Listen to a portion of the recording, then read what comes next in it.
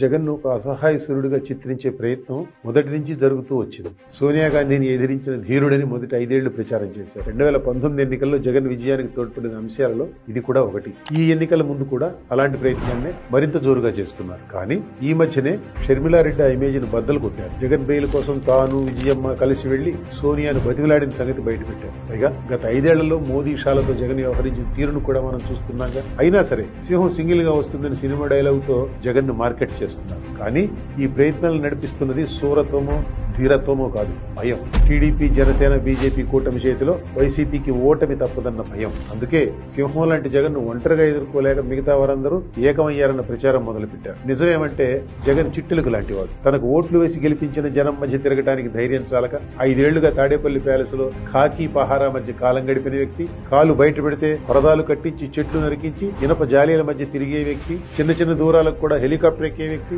ఆకాశ మార్గాన్ని వెళుతూ కింద హైవేపై ట్రాఫిక్ ఆపించిన వ్యక్తి చిట్టెలకు కాక సింహం ఎలా అవుతాడు? అయితే ఈ చిట్టెలకు దుర్మార్గపు చిట్టెలుక, కంత్రి పనుల్లో కుతంత్రపు కుట్రల్లో ఆరితేరని చిట్టెలుక, ఇసుక దందాలో దోచిన 1000 కోట్లు మూలుగుతుండగా జగన్ ఒంటరివాడు ఎలా అయ్యారు? మద్యం వ్యాపారాన్ని సంపూర్ణంగా హస్తగతం చేసుకుని నొక్కేసిన 1000 కోట్ల నగదు అండగా ఉండగా ఆయన ఒంటరివాడు ఎలా అయ్యారు? ఇంకా అనేక దారుల్లో అవినీతికి పాల్పడి పోగేసిన ధనరాశులు ఉండగా జగన్ ఒంటరివాడు ఎలా అయ్యారు? వ్యవస్థలను ధ్వంసం చేసి పెరట్లో పారేలుగా మార్చుకున్న ఐపీఎస్లు, ఐఏఎస్లు ఉండగా జగన్ ఒంటరిగా పోటీ చేస్తున్నట్టు ఎలా అవుతుంది? చిన్నా చితక పార్టీలను, మీడియాల సింహభాగాన్ని, సోషల్ మీడియాలోని మేటి ఇన్ఫ్లుయెన్సర్లను కనిపెట్టుకుని ఉన్న జగన్ ఒంటరివాడు ఎలా అయ్యారు? ఈ దుర్మార్గపు పాలనకు చరమగీతం పాడాల్సిన అవసరం విషయంలో కుదిరిన ఏకాభిప్రాయం ప్రతిపక్షాలను ఒక చోటకి చేర్చింది తప్ప జగన్ ఏదో పొడి చేస్తాడన్న భయం కాదు. ఎవరి అవసరం అక్కర్లేక జగన్ సింగిల్ గా ఎన్నికల గోదాలోకి దిగుతున్నారన్న మాట కూడా వక్రీకరణ. వైసీపీతో చేయి కలపడానికి ఎవరూ రెడీగా లేని స్థితిలో వేరే గతి లేక జగన్ ఒంటరిగా పోటీ చేస్తున్నారు తప్ప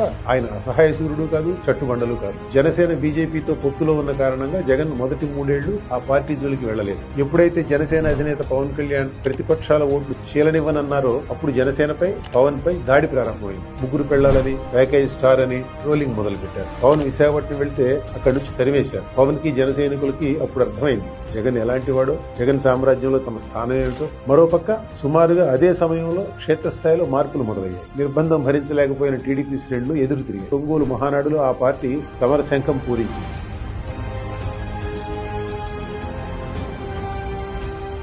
2023 మొదట్లో వచ్చిన పట్టభద్రుల ఎమ్మెల్సీ ఎన్నికల ఫలితాలు క్షేత్రస్థాయిలో వచ్చిన ఈ మార్పులను ప్రతిఫలించాయి. దానితో కోటమిరెడ్డి శ్రీధర్ రెడ్డి, మేకపాటి చంద్రశేఖర్ రెడ్డి, ఆనం రామనారాయణ రెడ్డి, ఉండవల్లి శ్రీదేవి గీత దాటారు. ఫలితంగా శాసనమండలికి పంచుమర్తి అనురాధ ఎన్నికైపోయారు. ఆంధ్రాలో భవిష్యత్తు ఎవరిదో అందరికీ అర్థమైపోయింది. అందుకే ఊహించిన దానికన్నా ముందే పవన్ చంద్రబాబు దగ్గరికి వచ్చారు. చాలా నిజాయితీగా వచ్చారు. తద్వారా విభజిత ఆంధ్రప్రదేశ్ చరిత్రలో తన స్థానాన్ని సుస్థిరపరుచుకున్నారు.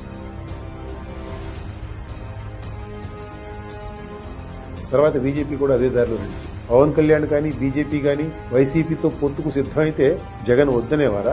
ఆలోచించండి. ముఖ్యంగా బీజేపీ నాయకత్వం పొత్తు పెట్టుకుందామని ప్రతిపాదిస్తే కాదనే ధైర్యం జగన్ ఉంటుందా? ఆ మాత్రం ధైర్యం ఉంటే రాష్ట్రానికి ప్రత్యేక హోదాని సాధించేవారు కదా.